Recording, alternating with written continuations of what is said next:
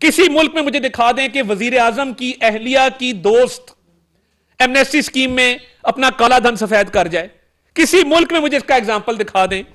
ये है वो सबूत जो 1.6 अरब रुपया पंजाब के गरीब अवाम को लूटा गया, रिश्वत ली गई, कमीशन लिए गए और कैश आपके अकाउंट में जमा हुआ। इमरान खान साहब, अगर आपका दामन साफ है, आज फराह गोगी को पाकिस्तान लाएं।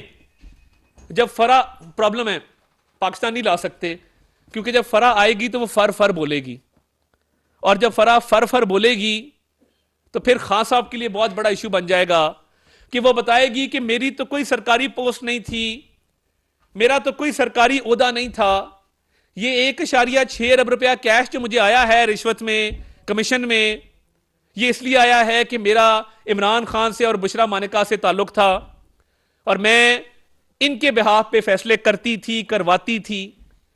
तो ये वो लिंक है पब्लिक ऑफिस होल्डर का और बेनामीदार का, जिसके तहत इस कौम का अरबों रुपया लूटा गया है। तो खान साहब को चाहिए कि डिलेइंग टैक्टिक्स मत अपनाएं, टेक्निकलिटीज पे मत खेलें, बहादुरी का सबूत दें, आए कोर्ट का सामना करें, कहें मैं तोशा खाना का हिसाब देता हूं, कहें कि अगर आर्टिकल 62, 63 मेरे पे लगता है तो मैं टिरियन जेड वाइट का केस इस्लामाबाद हाई कोर्ट में मेरिट पे डिस्कस करने को तैयार हूं। तारीख पे तारीख, तारीख पे तारीख क्यों ले रहे हैं? इसलिए कि वो इसमें से फायदा हासिल करके डिलेइंग टैक्टिक्स का सहारा लेके इसमें से निकलना चाहते हैं।